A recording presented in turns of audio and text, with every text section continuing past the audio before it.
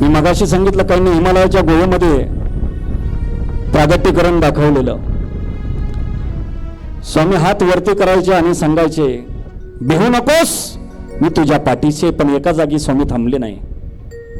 भजन करत करत करत करत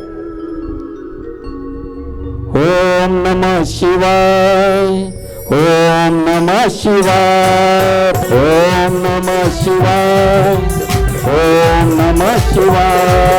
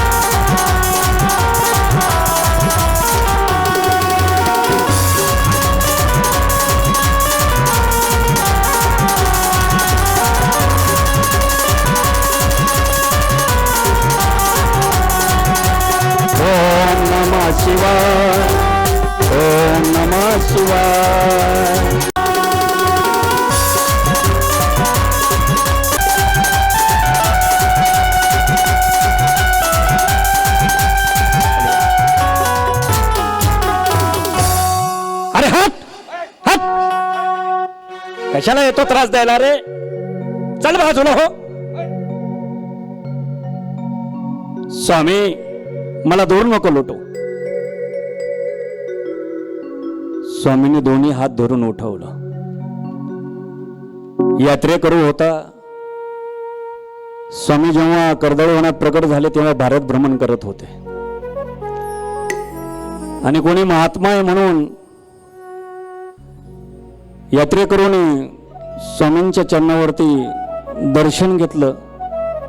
स्वामी मला वाचवा ना, माझं कसं होईल स्वामी? तिकडे पुढे पाहायचं, आता हातवारे करायचे, टाळ्या वाजवा. मगाशी स्वइच्छेने इकडे समोर पहा, तुम्ही उभे राहा.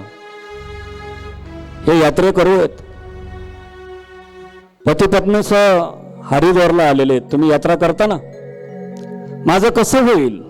हातवारे करायचे जरा. माझी बायको हरवली. काय हरवलंय? बायको हरवली त्यांची.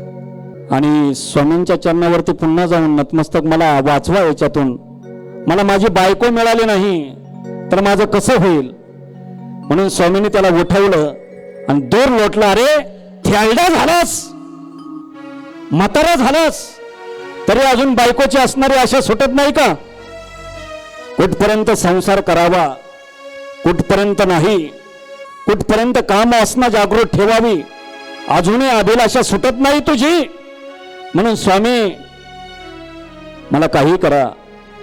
म्हणून स्वामींनी त्याच्या मस्तकावरती हात ठेवला. स्वामींसाठी टाळ्या वाजवा जरा. कथा चालू होण्याच्या दिवशी सकाळी 4:30 वाजता रात्रभर प्रवास करून आलेत आणि मस्तकावर हात ठेवल्याबरोबर पूर्वी जन्माची स्मृती झाली.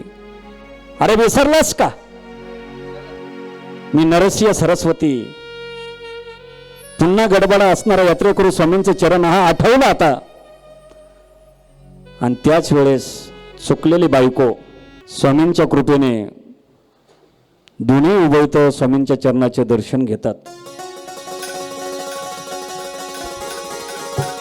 म्हणून आपलं हरवल्यासारखं काही करायचं नाही.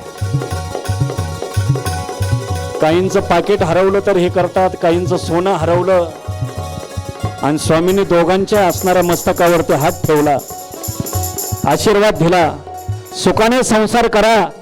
जा, यात्रेला आलात ना, भगवंताचं नामस्मरण करा.